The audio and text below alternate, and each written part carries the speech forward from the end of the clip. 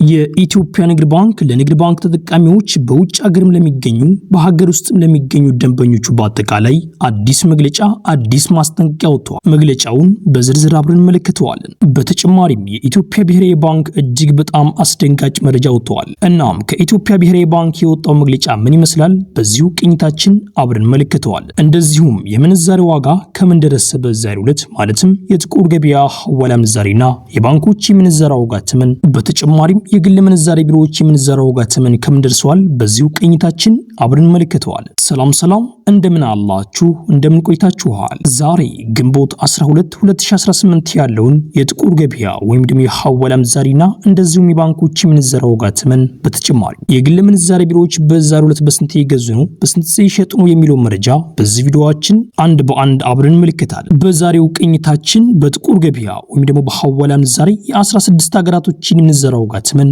በተጨማሪ በባንኮች ደረጃ ደግሞ የ6 ባንኮችን የምንዛሬ ዋጋ ተመን ከ6 ባንኮች አሪፍ ምንዛሬ እየመነዘረ የሚገኘው ባንክ የትኛው ባንክ ነው የሚለው መረጃ በዚህ ቪዲዮአችን አንድ በአንድ አብረን እንቀኛለን። እንደዚሁም በግል ምንዛሬ ቢሮዎች የ6 ሀገራቶችን የምንዛሬ ዋጋ ተመን በዛሬው ዕለት ጨምሯል ወይስ ቀንሰዋል? በዚሁ ቅኝታችን አብረን እንመለከተዋል። ቤተሰቦች አሁን የኢትዮጵያ ንግድ ባንክን መግለጫ እንመለከትና ከዛም የኢትዮጵያ ብሔራዊ ባንክ መግለጫ ተመልክተን ምንዛሬ ከዚህ በኋላ ይጨምራል ወይስ ይቀንሳል የሚለውን አንድ በአንድ አብረን እንመለከታለን።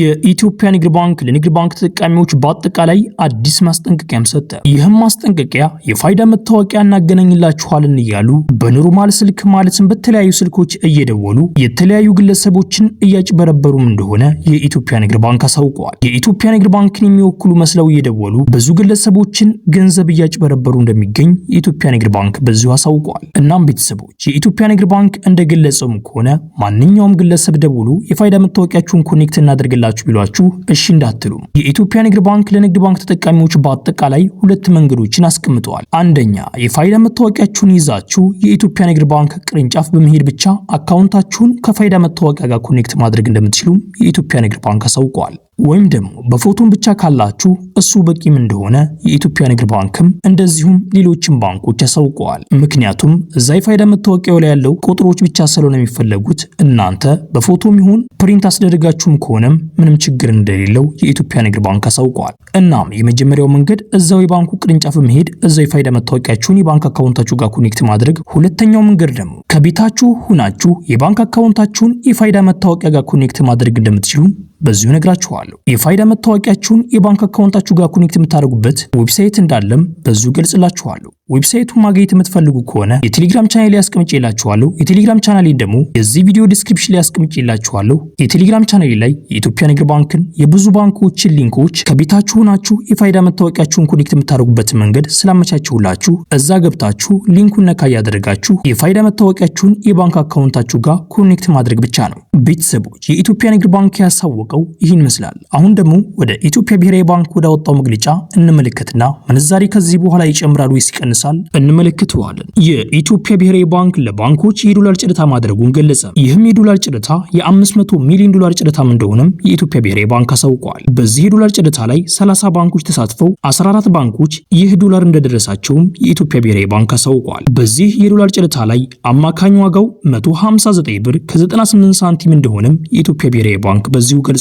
የኢትዮጵያ ብሔራዊ ባንክ ይህንን የ500 ሚሊዮን ዶላር ጨረታ ለባንኮች ሲያደርግላቸው ባንኮች ፍላጎታቸው የነበረው 1 ቢሊዮን 60 ሚሊዮን ዶላር እንደሆነም የኢትዮጵያ ብሔራዊ ባንክ አሳውቀዋል። ይህም ሊሆን የቻለው የኢትዮጵያ ብሔራዊ ባንክ የዶላር ጨረታ ካደረገ 2 ወር እንደሆነም ይታወቃል። በባለፈው እንደሚታወቀው የኢትዮጵያ ብሔራዊ ባንክ ለመጨረሻ ጊዜ የ70 ሚሊዮን ዶላር ጨረታ አድርጎም እንዳቆመም ከዛ በኋላ ከ2 ወር በኋላ አሁን እንዳደረገም ተመልክተናል። 1 ቢሊዮን 60 ሚሊዮን ዶላር ማለት አሁን ከተደረገው የዶላር ጨረታ 2 እጥፍ ከዛ በላይ እንደሆነም ይታወቃል። እናም ይህን ይመስላል የዶላር ጨረታው።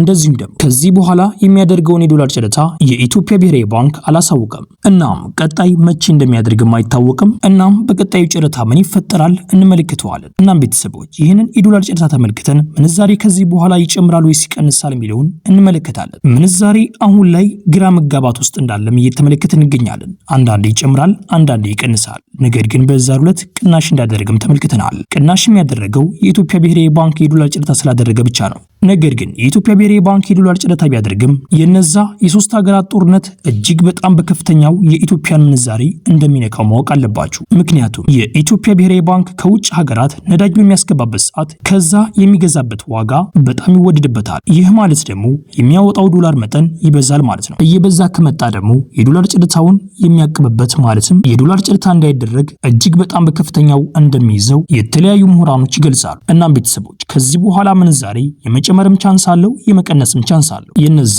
የሶስት ሀገራት ጦርነቱ እየተፋፋመ ከመጣ በጣም የምንዛሬ ዋጋ ሊጨምር ይችላል። ነገር ግን ግጭቱ ከቆመ ግን የኢትዮጵያ ምንዛሬ በተወሰነ መልኩ እየቀነሰ እንደሚመጣም በዚሁ ገልጽላችኋለሁ። ምክንያቱም የኢትዮጵያ ብሔራዊ ባንክ የዶላር ጨረታ ማድረጉን ይጨምራል። እናም ቤተሰቦች ምንዛሬ ከዚህ በኋላ የመጨመርም ቻንስ አለው፣ የመቀነስም ቻንስ አለው። የኢትዮጵያ ብሔራዊ ባንክ የዶላር ጨረታ ባደረገ ቁጥር ግን ምንዛሬ በአጠቃላይ ይቀንሳል። ነገር ግን አሁን ማወቅ ያለባችሁ በባንክ ቤት ያለው የምንዛሬ ዋጋ ተመን ይጨምራል፣ በጥቁር ገበያ ያለው እጅግ በጣም በከፍተኛው ይቀንሳል። እናም በዛሬው ዕለትም እንደዚሁ ቅናሽ አሳይተዋል። የባንኮች የምንዛሬ ዋጋ ተመን እጅግ በጣም በከፍተኛው እንደሚጨምር በዚሁ ገልጽላችኋል። ምክንያቱም ይህ የዶላር ጨረታ የተፈጸመው በ159 ብር ከ98 ሳንቲም ስለሆነ በጣም ውድ ነው። እስከዛሬ ድረስ በ154 ብር ነበር የሚጨርተው። አሁን ላይ ግን በ159 ብር ከ98 ሳንቲም ማለት በጣም ከፍተኛ ስለሆነ ምንዛሬያቸው ላይ ባንኮች ይጨምራሉ። እናም ቤተሰቦች ከዚህ በኋላ ምንዛሬ የመጨመርም የመቀነስም ቻንስ እንዳለው በዚሁ ገልጽላችኋለሁ። አዲስ መረጃ ካለ በዚሁ ቻናላችን እንመለከተዋለን። ቤተሰቦች ይህ ቪዲዮ ሌላ ኢትዮጵያ ወገኖቻችን ይጠቅማል ብላችሁ ካሰባችሁ ይህን ቪዲዮ ሼር አድርጉላቸው። እንደዚሁም ደግሞ ቪዲዮን ላይክ ማድረግ ሌላ ኢትዮጵያ ወገኖቻችን ጋር ተደራሽ ማድረግ ትችላላችሁ። ቻናላችንን ሰብስክራይብ በማድረግ ደግሞ ቀጣይ የምለቃችሁ ቪዲዮዎች በፍጥነት እንድትደርሳችሁ ማድረግ ትችላላችሁ። ያላችሁን ደግሞ አስተያየት በኮሜንት ላይ ጻፉልኝ። ጥያቄም ካላችሁ በኮሜንት ላይ አሳውቁኝ። የምናውቁ ከሆነ እንመስላችኋለን። ቤተሰቦች ቪዲዮን ላይክ ያደርጋችሁ እስከ ቪዲዮ መጨረሻ አብራችሁን ቆዩ። በቅድሚያም የምናገኘው አንድ የአሜሪካን ዶላር በአሁኑ ሰዓት ላይ በጥቁር ገበያ ሐዋላ ምንዛሬ የተመነዘረበት ያለው ዋጋ 182 ብር ከ59 ሳንቲም የተመነዘረ ሲሆን 100 የአሜሪካን ዶላሮች ደግሞ 18259 ብር በጥቁር ገበያ ሐዋላ ምንዛሬ በዛሬው ዕለት ሲመዘዝ ይውላል። የአሜሪካን ዶላርን በአሁኑ ሰዓት ላይ በጣም በከፍተኛ ዋጋ እየመነዘረ የሚገኘው ባንክ የኦሮሚያ ባንክ ነው። የኦሮሚያ ባንክ አንድን የአሜሪካን ዶላር በአሁኑ ሰዓት ላይ የገዛበት ያለው ዋጋ 154 ብር ከ59 ሳንቲም እየተገዛ ሲሆን እየተሸጠበት ያለው ዋጋ ደግሞ 157 ብር ከ68 ሳንቲም እንስሽጣል። የኢትዮጵያ ንግድ ባንክ አንድን የአሜሪካን ዶላር በአሁኑ ሰዓት ላይ የገዛበት ያለው ዋጋ 154 ብር ከ06 ሳንቲም እየገዛ ሲሆን እየሸጠበት ያለው ዋጋ ደግሞ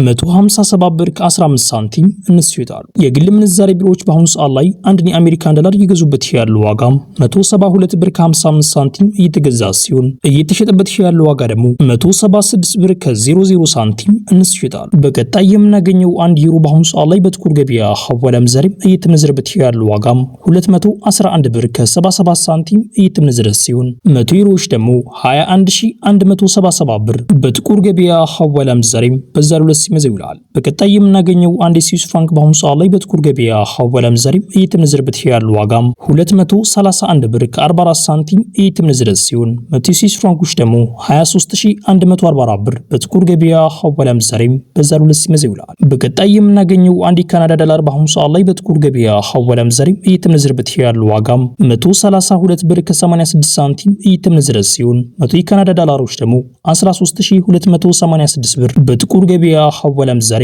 በዛሬው ዕለት ሲመዘዝ ይውላል። በቀጣይ የምናገኘው አንድ ፓውንድ ስተርሊንግ በአሁኑ ሰዓት ላይ በጥቁር ገበያ ሐዋላ ምንዛሬ እየተመነዘረበት ያለው ዋጋ 244 ብር ከ83 ሳንቲም እየተመነዘረ ሲሆን 100 የፓውንድ ስተርሊንጎች ደግሞ 24483 ብር በጥቁር ገበያ ሐዋላ ምንዛሬ በዛሬው ዕለት ሲመዘዝ ይውላል። የፓውንድ ስተርሊንግ በአሁኑ ሰዓት ላይ በጣም በከፍተኛ ዋጋ እየመነዘረ የሚገኘው ባንክ የኦሮሚያ ባንክ ነው። የኦሮሚያ ባንክ አንድን የፓውንድ ስተርሊንግ በአሁኑ ሰዓት ላይ የገዛበት ያለው ዋጋ 210 ብር ከ55 ሳንቲም እየገዛ ሲሆን እየሸጠበት ያለው ዋጋ ደግሞ 214 ብር ከ76 ሳንቲም እንስሽጣሉ። የኢትዮጵያ ንግድ ባንክ አንድን የፓውንድ ስተርሊንግ በአሁኑ ሰዓት ላይ የገዛበት ያለው ዋጋ 203 ብር ከ81 ሳንቲም እየገዛ ሲሆን እየሸጠበት ያለው ዋጋ ደግሞ 270 ብር ከ88 ሳንቲም እንስሽጣሉ።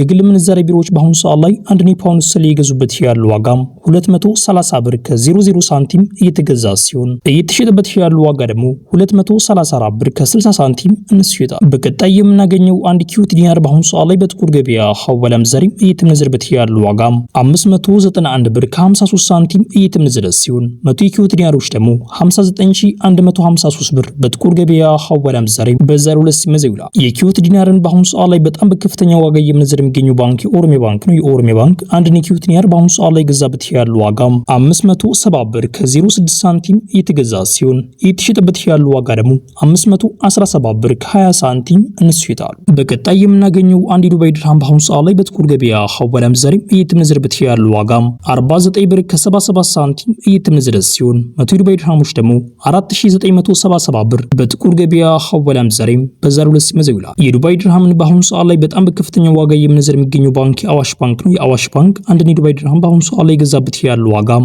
44 ብር ከ10 ሳንቲም እየተገዛ ሲሆን እየተሸጠበት ያለው ዋጋ ደግሞ 44 ብር ከ98 ሳንቲም እነሱ ይታሉ። የኢትዮጵያ ንግድ ባንክ አንድ የዱባይ ድርሃም በአሁኑ ሰዓት ላይ ገዛበት ያለው ዋጋም 41 ብር ከ95 ሳንቲም እየተገዛ ሲሆን እየተሸጠበት ያለው ዋጋ ደግሞ 42 ብር ከ79 ሳንቲም እነሱ ይታሉ። የግል ምንዛሬ ቢሮዎች በአሁኑ ሰዓት ላይ አንድ የዱባይ ድርሃም እየገዙበት ያለው ዋጋም 47 ብር ከ20 ሳንቲም እየተገዛ ሲሆን እየተሸጠበት ያለው ዋጋ ደግሞ 48 ብር ከ14 ሳንቲም እነሱ ይታሉ። በቀጣይ የምናገኘው አንድ የሳዑዲ ሪያል በአሁኑ ሰዓት ላይ በጥቁር ገበያ ሐዋላ ምንዛሬ እየተመነዘረበት ያለው ዋጋም 48 ብር ከ71 ሳንቲም እየተመነዘረ ሲሆን 100 የሳዑዲ ሪያሎች ደግሞ 4871 ብር በጥቁር ገበያ ሐዋላ ምንዛሬ በዛሬው ዕለት ሲመዘው ይላል። የሳዑዲ ሪያልን በአሁኑ ሰዓት ላይ በጣም በከፍተኛ ዋጋ እየመነዘረ የሚገኘው ባንክ የአዋሽ ባንክ ነው። የአዋሽ ባንክ አንድ የሳዑዲ ሪያል በአሁኑ ሰዓት ላይ ገዛበት ያለው ዋጋም 43 ብር ከ16 ሳንቲም እየተገዛ ሲሆን እየተሸጠበት ያለው ዋጋ ደግሞ 44 ብር ከ02 ሳንቲም እነሱ ይታሉ። የኢትዮጵያ ንግድ ባንክ አንድ የሳዑዲ ሪያል በአሁኑ ሰዓት ላይ ገዛበት ያለው ዋጋም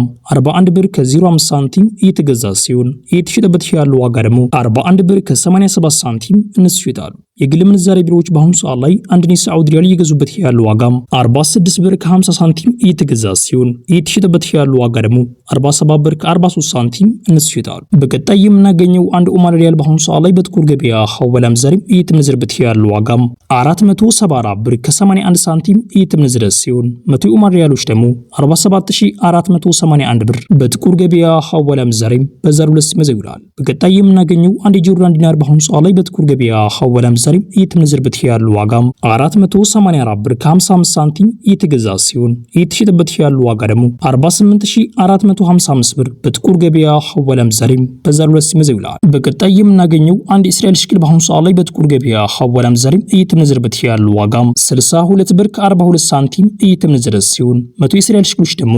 6242 ብር በጥቁር ገበያ ሐዋላ ምንዛሬ በዛሬው ዕለት ሲመዘው ይላል። ቤተሰቦች የዛሬው ምንዛሬ መረጃ ይህን መስል ነበር። ቤተሰቦች ይህ መረጃ ለሌላ ኢትዮጵያ ወገኖቻችን ይጠቅማል ብላችሁ ካሰባችሁ ቪዲዮ ሼር አድርጉላቸው። እንደዚሁም ደግሞ ቪዲዮውን ላይክ ማድረግ ሌላ ኢትዮጵያ ወገኖቻችን ጋር ተደራሽቶ ማድረግ ትችላላችሁ። ቻናላችንን ሰብስክራይብ ማድረግ ደግሞ ቀጣይ የምለቃችሁ ቪዲዮዎች በፍጥነት እንደርሳችሁ ማድረግ ትችላላችሁ። ያላችሁን ደግሞ አስተያየት በኮሜንት ላይ ጻፉልኝ። ጥያቄም ካላችሁ በኮሜንት ላይ አሳውቁኝ። የምናውቀው ከሆነ እንመስላችኋለን። ቤተሰቦች ያላችሁን በሙሉ ጥያቄዎች ደግሞ በኮሜንት ላይ አስፍሩልኝ። እኛ አንድ በአንድ የምናውቀው ከሆነ እንመልስላችኋለን። እንደዚሁም ባንክ ቤትም የግል ምንዛሬ ቢሮዎችም እንድንጠይቅላችሁ የምትፈልጉ ጥያቄዎች ካሉ ለኛ በኮሜንት ላይ አስፍሩልን። እኛ አንድ በአንድ እንጠይቅላችኋለን። ቤተሰቦች ቪዲዮ ላይክ ማድረጋችሁን አዘነጉ። ቻናላችንም ሰብስክራይብ ማድረጋችሁን አዘነጉ። ቤተሰቦች ኢንሻአላህ በቀጣይ ቪዲዮ እስክንገናኝ ቸር ቆዩልኝ።